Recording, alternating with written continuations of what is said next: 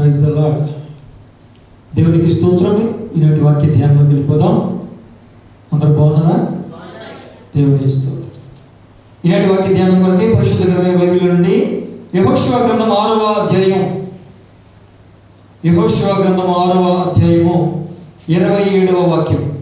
యెహోషువ గ్రంథం 6:27. యెహోవా యెహోషువకు తోడయుండెను గనుక అతని కీర్తి దేశమంతటను వ్యాపించెను. హల్లెలూయా, హల్లెలూయా. దేవుడు తోడుంటే ఎలాంటి విజయాలు మనం అనుగ్రహిస్తాడో, ఎలాంటి విజయాన్ని మనం పొందుకుంటామో, దేవుడు మనకు తోడుగా ఉంటే ఎలాంటి భీకరమైన కార్యాలు మన పట్ల చేస్తాడో, దేవుడు మనకు తోడుగా ఉంటే ఎలాంటి స్థితిలో నుంచి ఎలాంటి స్థితిలోకి ప్రభు పైకి మనల్ని లేవనెత్తుతాడో, అనేకమైన విషయాలు ప్రభు వారు మనకి తెలియపరుస్తూ, మాట్లాడుతూ, మనల్ని బలపరుస్తూ వచ్చారు. దేవునికి స్తోత్రం, హల్లెలూయా. ఆ క్రమంలోనే, ఆ కోణంలోనే ఈ పూట ప్రభు మనతో మాట్లాడుతున్నటువంటి మరొక మాట ఏంటంటే, ఎవరికైతే దేవుడు తోడుగా ఉంటాడో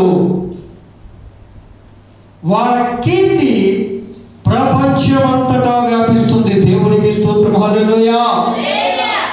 పాస్టర్ గారు, అక్కడ వాక్యంలో దేశమంతటా ఉంది, మీరు ప్రపంచమంతా అంటారు. నా విశ్వాసం ఒక దేశానికి కాదు, ప్రపంచానికి మన కీర్తి వ్యాపిస్తుంది. దేవునికి స్తోత్రం కలుగును గాక. హల్లెలూయా, హల్లెలూయా. ఎవరయ్యా ఈ యెహోషువ అంటే? ఒకానొక సందర్భంలో చాలా చిన్నవాడు, ఒకానొక సందర్భంలో ఎవరికి తెలియనివాడు, ఒకానొక సందర్భంలో ఎక్కడో ప్రజల మధ్యలో ఉండాడు, ప్రజలందరిలో ఒకడు. ఇంకా చెప్పాలంటే సొంత ప్రజలతోనే తృణీకరించబడిన వాడు,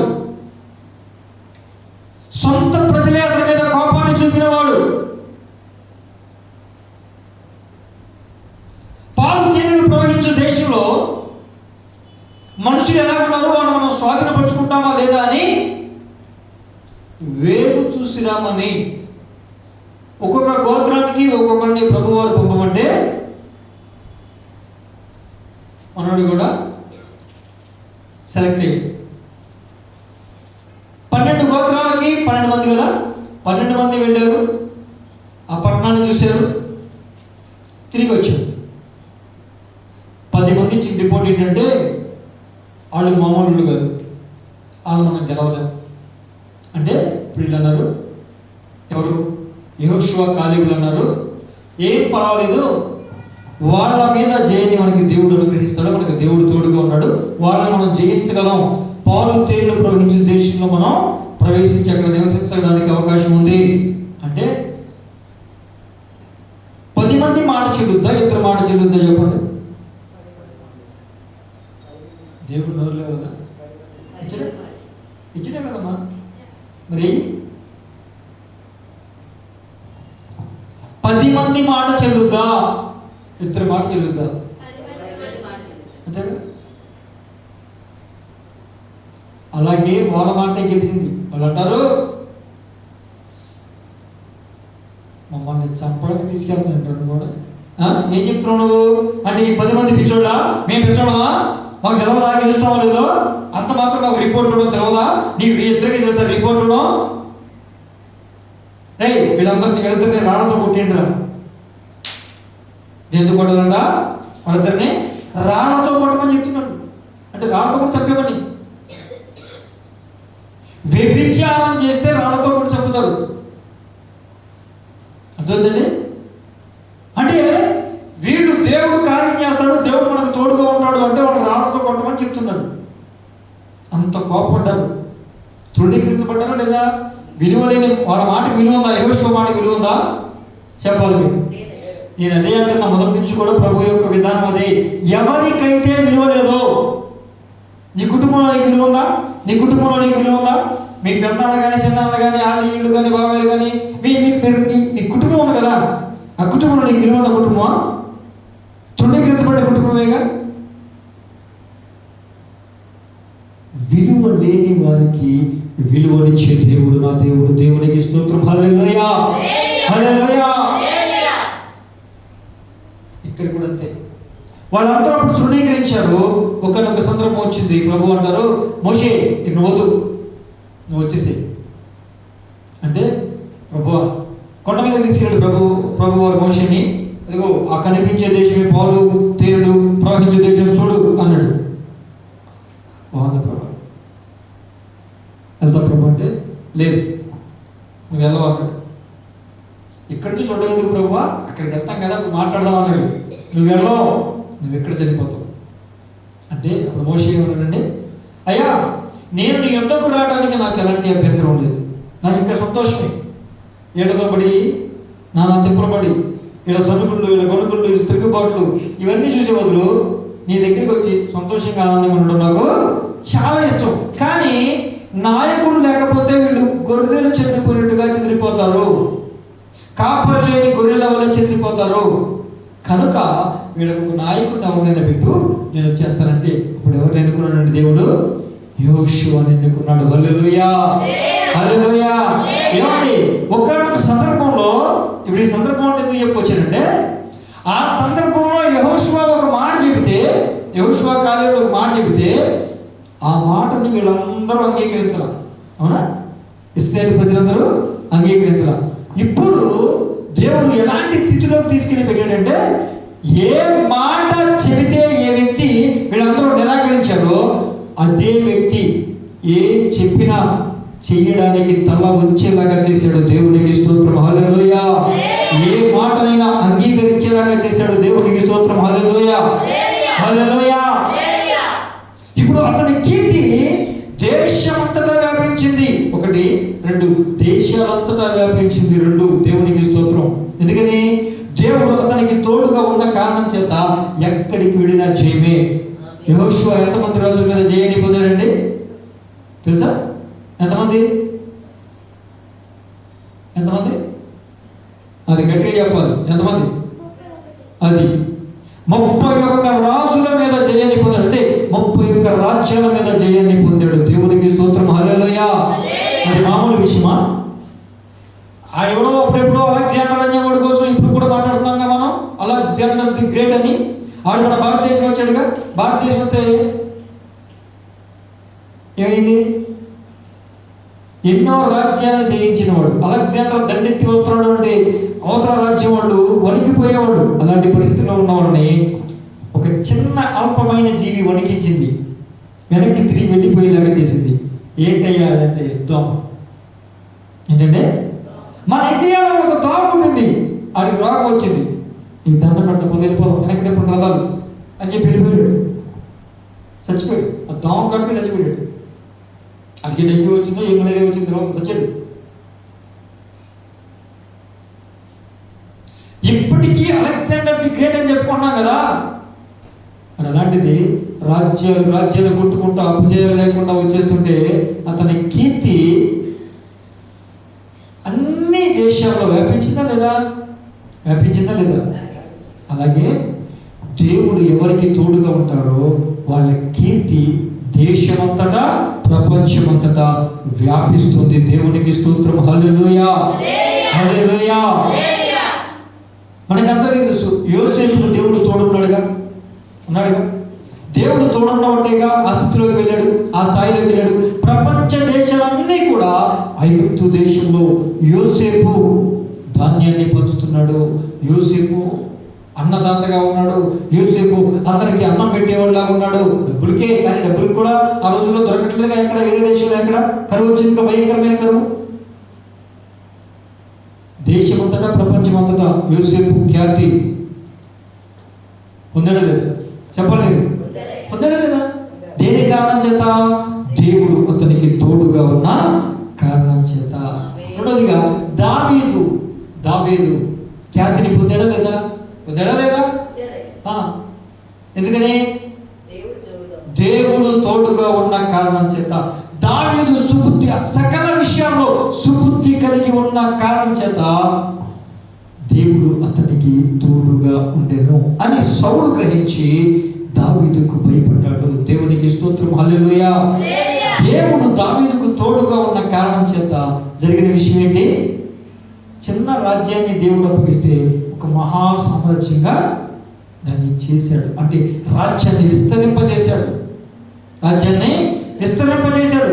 ఎవరికి దేవుడు తోడుగా ఉంటాడో చిన్నగా ఉండొచ్చు, నీ కుటుంబం అల్పమైనది కావచ్చు, నీ పరిచయం చాలా చిన్నది కావచ్చు, దేవుడు తోడుగా ఉంటాడు. క్రమక్రమంగా అంచెలంచెలుగా ప్రభు నిన్ను విస్తరింపజేస్తాడు. దేవునికి స్తోత్రం, హల్లెలూయా. దేశమంతటా నీ కీర్తి ఖచ్చితంగా వ్యాపిస్తుంది. అంత మాత్రమే కాదు, ప్రపంచమంతటా నీ కీర్తి వ్యాపించినట్లుగా ప్రభువు నిన్ను, నీ కుటుంబాన్ని, నీ పరిచర్యను ఆ విధంగా దేవుడు వ్యాపింపజేసి ఆశీర్వదిస్తాడు. దేవునికి స్తోత్రం, హల్లెలూయా, హల్లెలూయా. అప్పటి వరకు షడ్రక్ మెషక్ అబేద్నెగోలు చాలా సామాన్యమైన మనుషులు. అవునా కదండి? అవునా కదా? ఎప్పుడైతే దేవుడి కోసం నిలబడిపోయారో దేవుడు వారికి తోడుగా ఉన్నాడు అని ఎవరు గ్రహించారు? ఏ రాజు అయితే వాళ్ళని తీసుకెళ్ళి అగ్నిగుండంలో వేయమన్నాడు అదే రాజు వారిని గౌరవించడం లేదా? వీళ్ళతో నిజంగా దేవుడు ఉన్నాడు. ఈ విధంగా రక్షించాలంటే వీళ్ళు సేవించే దేవుడు తప్ప మరికి ఏ దేవుడి వల్ల కాదు. ఈ రోజు నుంచి వీళ్ళు సేవించే దేవుడినే సేవించాలి తప్ప ఇంకెవరైనా సేవించాలా? ఆమె చంపేసి ఆమె అగ్నిగుణం వేసేస్తానని చెప్పాడు. అంటే ఒక్కసారిగా ఎవరో తెలియని వ్యక్తులు, ఎలాంటిలో తెలియని వ్యక్తులు దేవుడు వారికి తోడుగా ఉన్న కారణం చేత వాళ్ళ కీర్తి షడ్రక్ మెషక్ అబేద్నెగో అంటే ఆ దేశం అంతా ఏమని చెప్తున్నారండి? వాళ్ళు దేవుడి కొరకు రోషంగా నిలబడి దేవుని నామాన్ని ఘనపరిచిన వారు. షడ్రక్ మెషక్ అబేద్నెగో మామూలు కాదు, వాళ్ళు మామూలు భక్తి పనులు కాదు. వాళ్ళని అగ్నిగుండంలో వేస్తే వాళ్ళ దేవుడు వాళ్ళ కోసం దిగి వచ్చేసాడు. వాళ్ళకి అసలు ఏ ప్రమాదం జరగకుండా చేశాడు. అగ్నిగుండంలో వేస్తే కనీసం వెంట్రుక కమిరిన వాసన కూడా రాలేదంట. దేవునికి స్తోత్రం, హల్లెలూయా, హల్లెలూయా. అవకాశం ఉందా అండి?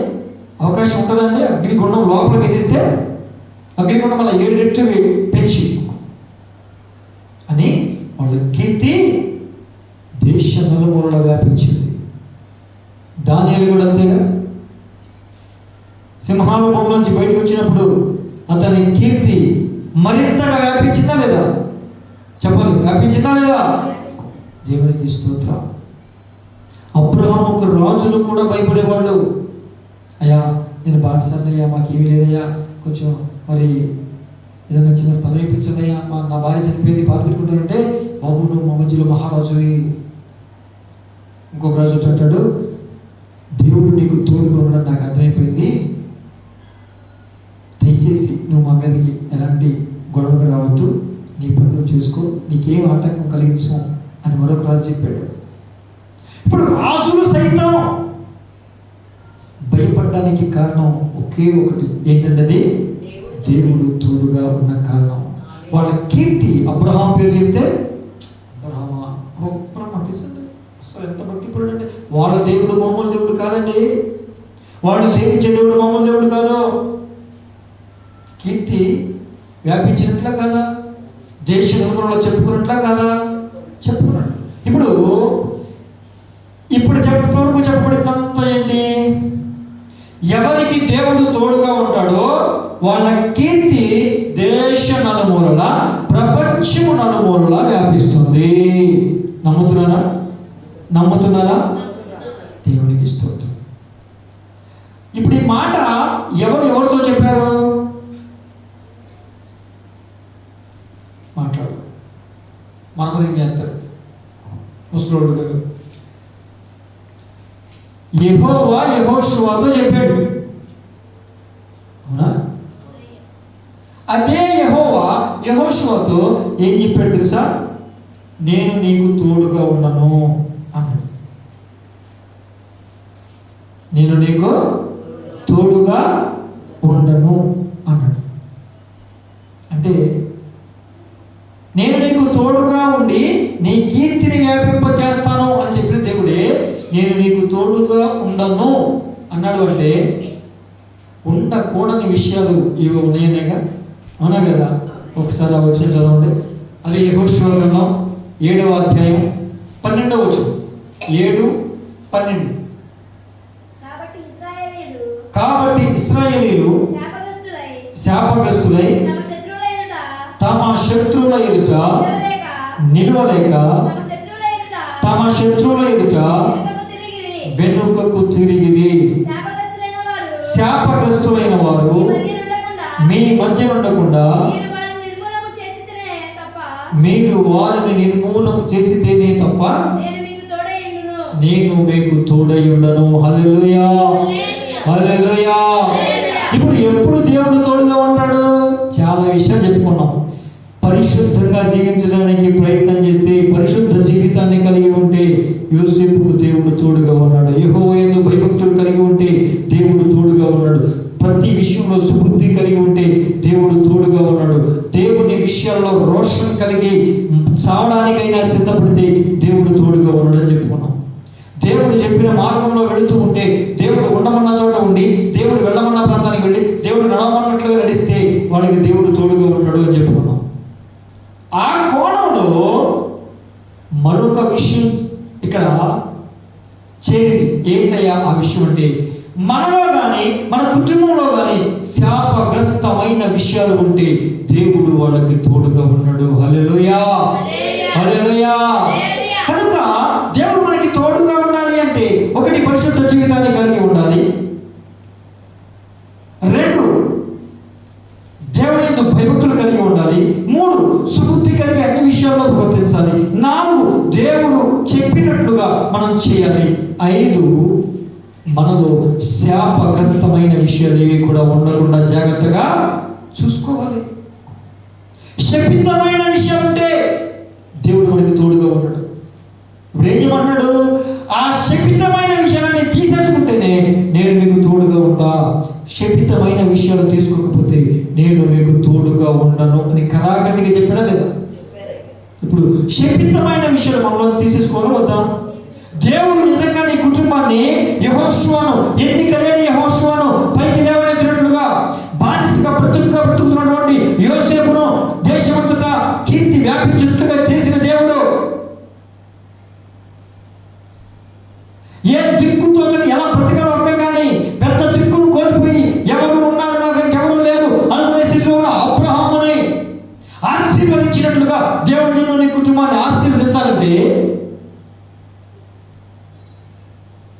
కరువులో కూడా ఇశ్రాయేలుకు నూరంతల పంటనిచ్చి ఆ దేశపు రాజే ఆశ్చర్యపోయేంతగా ఆశీర్వదించాడు కదా. అలా నువ్వు, నీ కుటుంబం, నీ ప్రాంతంలో ఉన్నవారు, నీ రక్త సంబంధికులందరూ కూడా నిన్ను చిన్న చూపు చూసిన వారు, తృణీకరించిన వారు, విలువ లేకుండా చూసిన వారు అందరూ కూడా ఆశ్చర్యపోయి నీవు ఉన్న స్థితిని బట్టి దేవుడిని కనపరుస్తూ నీ కీర్తిని దేవుడు వ్యాపింపజేసిన విలువను బట్టి నీకు భయపడాలి వాళ్ళు అంటే, అల్పుడుగా ఉన్న నీవు గనులుగా మారాలి అంటే, అసలు ఎవరి దృష్టిలో కూడా లెక్కలేని స్థితిలో ఆడెక్కడో ఉన్నాడు అని దావీదుని తన తండ్రి మాట్లాడినట్లుగా నిన్ను లెక్కలేనితనంగా మాట్లాడితే దేవుడు దావీదుని హెచ్చించినట్లుగా నిన్ను కూడా హెచ్చించాలి, నువ్వు కూడా హెచ్చించబడాలి అంటే నీలో, నీ కుటుంబంలో శాపకరమైనవి ఉండకూడదు. శాపకరమైనవి ఉండకూడదు. ఏ శాపకరమైనవి నీలో కానీ నీ కుటుంబంలో కానీ ఉంటే దేవుడు నీకు తోడుగా ఉండడు. కనుక ఇప్పుడు ఏం చేయాలి? శాపకరమైనవి కూడా తీసేసుకోవాలి. దేవుని కార్యం కావాలా వద్దా? దేవుడు మిమ్మల్ని హెచ్చించాలా వద్దా? మీ కీర్తి నడు దిశగా వ్యాపించాలా వద్దా? మిమ్మల్ని ఎవరైతే విలువ లేకుండా చూశారో, మిమ్మల్ని ఎవరైతే కనీసం మనుషుల్లాగా కూడా చూడలేదో, మిమ్మల్ని కనీసం పలకరించడానికి కూడా సరిగ్గా మనస్ఫూర్తిగా ఇష్టపడిన వారు ఉన్నారు, వాళ్ళందరూ మిమ్మల్ని చూసి ఆశ్చర్యపోయి మీ కీర్తిని, దేవుడు మీకు అనుగ్రహించిన కీర్తిని చూసి వాళ్ళు దేవుడిని స్తుతిస్తూ మీకు భయపడుతూ జీవించాలి అని కోరుకుంటున్నారా? కోరుకుంటున్నారా? అయితే మనం చేయాల్సిన పని ఏంటి? ఖచ్చితంగా ఇలా చేస్తాడు నా దేవుడు అని నమ్ముతున్నారా? నమ్ముతున్నారా? దేవుడు అనంటే, దేవుడు నాకు తోడుగా ఉండి నా కీర్తిని ప్రపంచమంతా వ్యాపింపజేస్తాడు. అయితే దానికి నేను నాలో గాని నా కుటుంబంలో గాని శాపకరమైనవన్నీ తీసేసుకోవాలి. అందుకే ఇప్పుడు ఒక తీర్మానం చేస్తున్నాను, ప్రభువా నాలో నా కుటుంబంలో శాపకరమైనవన్నీ కూడా తీసేసుకోవడానికి కృప చూపించయ్యా. నువ్వు మాకు తోడుగా ఉండయ్యా. మమ్మల్ని హెచ్చించండి అయ్యా, మమ్మల్ని దీవించండి అయ్యా, మమ్మల్ని ఆశీర్వదించండి అయ్యా. మా కీర్తి నలు దిశలా వ్యాపింపజేయండి ప్రభువా. యేసు నామములో ప్రార్థించి అంటే యేసు నామములో ప్రార్థించి పొంది ఉన్నాము తండ్రి. ఆమేన్ ఆమేన్ ఆమేన్. యెహోవా యెహోషువకు తోడుగా ఉన్న కారణం చేత అతని కీర్తి దేశమంతా వ్యాపించినట్లుగా దేవుడు నీ కీర్తిని దేశమంతా వ్యాపింపచేయటకు ఇష్టపడుతున్నాడు. దేవునికి స్తోత్రం. ఎందుకు ఈ విషయం చెప్తున్నాడు? ఇప్పటి వరకు ఈ కొత్త సంవత్సరం వచ్చిన వాగ్దానం ఏంటి? పరాక్రమం గల బలాఢ్యుడా యెహోవా నీకు తోడై ఉన్నాడు అని చెప్పాడే. ఆ రోజు నుంచి కూడా ఈ రోజు వరకు ప్రభు మనతో మాట్లాడుతూ వస్తున్నారు కదా. ఈ విషయాలన్నీ మనకి ఎందుకు చెప్తున్నాడు? ఇప్పుడు చెప్పబడిన విషయాలన్నిటిలో కూడా ఏ ఒక్కరిని ప్రభు మన ముందు పెట్టి మాట్లాడినా వాళ్ళందరూ తృణీకరించబడిన వారేగా, విలువ లేని వారేగా, ఎన్నిక లేని వారేగా, అందరి చేత చాలా చులకనగా చూడబడ్డవారేగా. ఆ స్థితిలో నీవు నేను ఉన్నాగా? నీకు విడిచింది ఎవరు? నిన్ను గౌరవించింది ఎవరు? మనిషిగా చూసింది ఎవరు? అసలు నిన్ను ప్రేమగా పలకరించింది ఎవరు? నిన్ను నువ్వు కష్టంలో ఉంటే బాగున్నావా అని నిన్ను అడిగింది ఎవరు? అడిగారు నిన్ను? మరి ఈ విషయం ఎందుకు చెప్తున్నట్టు తెలుసా? అలాంటి స్థితిలో ఉన్న వారికి నేను తోడుగా ఉండి వారిని పైకి లేవనెత్తినట్లుగా అదే స్థితిలో ఉన్న నిన్ను నీకు కూడా తోడుగా ఉండి నిన్ను పైకి లేపి నీ కీర్తిని ప్రపంచమంతా వ్యాపింప చేయాలని నేను ఆశపడుతున్నాను అని చెప్తున్నాడు. దేవునికి స్తోత్రం. హల్లెలూయా. అయితే దానికి మనం ఏం చేయాలి అనే విషయాన్ని కూడా ప్రభు మనతో మాట్లాడుతున్నాడు. మనలో కానీ మన కుటుంబంలో కానీ శాపకరమైనవన్నింటినీ కూడా తీసేసుకోవాలి. ఇంకెప్పుడు మారుతావు? దీవించబడాలి అంటే ఆమె దేవుడిని దీవించుగాక. ఆమె నిజమే, దేవుడు దీవించడానికి మనం పిలిచాడు. ఆశీర్వాదములకు వారసులగుటకే నేను మిమ్మల్ని పిలిచి ఉన్నానని చెప్పాడు. ఆయన ఆశీర్వదించాలని ఆశపడుతుంటే నువ్వు చేసిన పనులు, పాపాలు, శాపకరమైనటువంటి విషయాలన్నీ కూడా అడ్డుగాడుతుంటే ఎలా ఆశీర్వాదం వస్తాయి నీ దగ్గరికి? ఇంకెంతకాలం మార్పు చెందవు నువ్వు? ఇంకెంతకాలం మారవు నువ్వు? ఆ శాపకరమైన పరిస్థితుల్లో ఇంకెంతకాలం ఉంటావు? పందిని ఎంత శుభ్రం చేసిన ఎక్కగలుగుతుందండి? బురదలోకి వెళ్తుంది. బురద లేకపోతే ఉండలేదు. కానీ మనం పందులు కాదుగా, మన మనుషులుగా. పందిని ఏదో ఒక ఆకారంలో చేసేసాడు, కానీ మనల్ని ఆయన ఆకారంలో చేసుకున్నాడుగా. అరే వెలగట్టలేని విలువ ఎవరు చెల్లించలేని ఆయన ఆత్మను మనలో పెట్టాడుగా. మరి మనం మారకపోతే, మార్పు చెందకపోతే ఇంకెప్పుడు మారదాం? ఒక దైవికమైన రోషం రావద్దు. నేను దేవుడి చేత దీవించబడాలి, నేను దేవుడి చేత ఆశీర్వదించబడాలి. నా కీర్తి, దేవుడు నాకు ఇచ్చిన కీర్తిని చూసి ఎవరైతే చిన్నచూపులు చూస్తున్నారో వాళ్ళందరూ కూడా సిగ్గుతో తల దించుకున్న ముందు నుంచునేలాగా నేను బ్రతకాలే. దేవుడి కోసం నేను జీవించాలి. దేవుడి నామానికి నా జీవితం వల్ల, నా బ్రతుకు వల్ల, నా కుటుంబం వల్ల మహిమ రావాలి అనే ఒక తీర్మానం ఇంకెంతకాలానికి వస్తుంది? ఇంకెప్పుడు వస్తుంది? ఎన్నిసార్లు దేవుడు మాట్లాడితే వస్తుంది?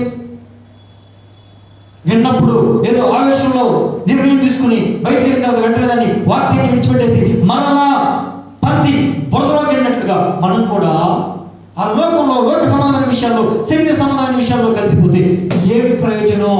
దేవుడు మనల్ని ఎప్పుడు దీవిస్తాడు? ఆయన అడిగా ఉన్నాడు, మనం అవకాశం ఇవ్వట్లేదు కదా.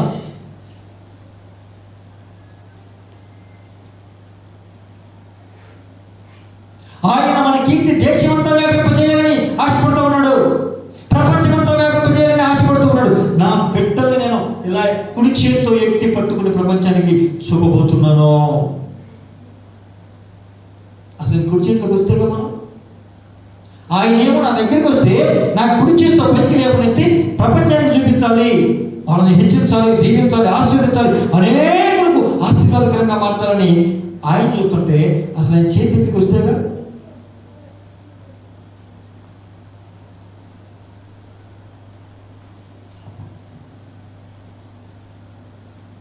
శాపకరమైనవి మనలో ఉంటే, శపితమైనవి మన కుటుంబంలో ఉంటే విజయం రాదు.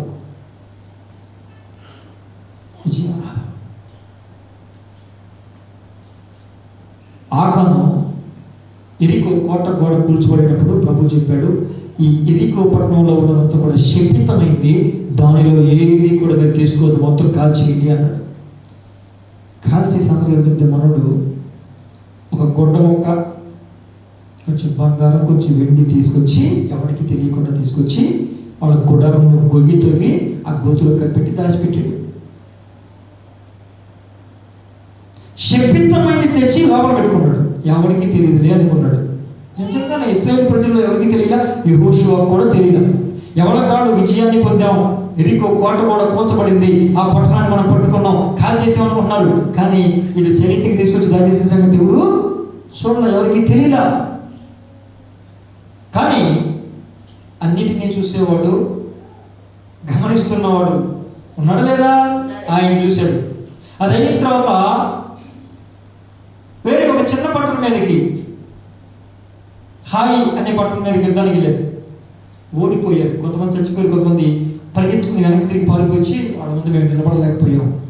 అంటే ప్రభువా, ఏంటి ప్రభు మాకు ఈ ఓటమి, ఏంటి ప్రభువా, మాకు ఎందుకు వచ్చింది ఈ ఓటమి అంటే, యెహోషువ నా దగ్గరికి వచ్చి మోకాళ్ళు వేసి ప్రార్థిస్తావేంటి, పాళెంలో పాపం ఉంది, ముందు దాన్ని తీసే, పాళెంలో పాపం ఉంది తీసే, ప్రభు నా బ్రతికేంటి ప్రభు, నా కుటుంబ స్థితి ఏంటి ప్రభు, ఇలాగుంది అంటే ప్రభు అంటున్నాడు, నీ కుటుంబంలో పాపం ఉంది, నీ కుటుంబంలో శపితమైన ఉన్నాయి, వాటిని తీసే అని చెప్తున్నాడు. అంటే ఇప్పుడు పాపాన్ని, ఆ శపితమైన విషయాన్ని ఎవరు తీయాలి? మనం చెప్తున్నాడంటే ఎవరు తీయాలి? ఆయన తీస్తాడా లేకపోతే మనం తీసుకోవాలా? ఎవరు తీయాలి? కానీ నీకు దేవుడు మాట ఇచ్చడా? అసలు మాట్లాడాలంటే ఉన్నాడు మీరు మోగోడు అంటారు. అసలు నీకేం మాటలు రావుగా. ఆరాధన అయిన తర్వాత మాట్లాడేదా ఎవరన్నా ఒకడన్నా, నేను స్టాండ్ పడుకుని ఉండేది ముందే చెప్తున్నా, నోరు తెరవద్దు ఎవరు కూడా. మృతులు మౌన స్థితిలోకి దిగువారు, మాట్లాడు. నోరిచ్చాడు, సౌండ్ రాదు అసలు, నాకు అర్థం కాదు. ఇప్పుడు ఎవరు తీసేయాలి అని అడిగాడు. నోరు బండి లేవు అసలు. సరే ఒక గంటైనా చెప్పండి. దొంగలు పడ్డ 6 గంటల గంట ఉంది కదా, సమయం తెలుసుగా. మన కుటుంబంలో మనలో ఉన్న శపితమైన పాప సంబంధమైన విషయాలు, దేవుని ఆశీర్వాదం, దేవుని యొక్క విజయం మనము అనుభవించనివ్వకుండా చేస్తున్న అడ్డుకుంటున్న విషయాన్ని ఎవరు తీసివేసుకోవాలి? అది దేవునికి స్తోత్రం. దానికి ఏం చేయాలి? ప్రయాసపడి ప్రార్థన చేయాలి. వాళ్ళు చేసే తప్పులను ఒప్పుకోవాలి, వాళ్ళని సరి చేసుకోవాలి. దేవునికి స్తోత్రం. హల్లెలూయా, హల్లెలూయా. చేస్తారా పని? చేయాలి. దైవజనుడికి మాటిస్తే ఎవరికి మాటించినట్టు? మరి అంతే, వాక్యం చెప్తుంది, నేనే సొంతంగా ఏం కల్పించట్లా.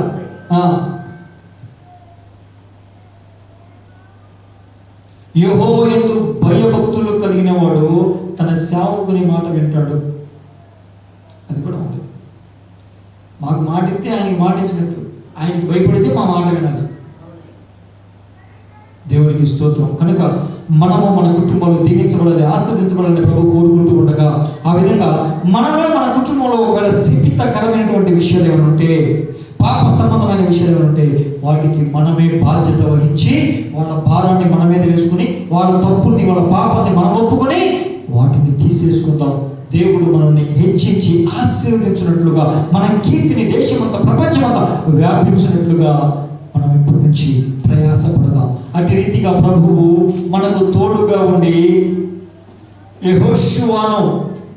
యెహోషువ కీర్తిని వ్యాపింపజేసినట్లుగా మన కీర్తిని ప్రపంచమంతా వ్యాపింపజేయునుగాక.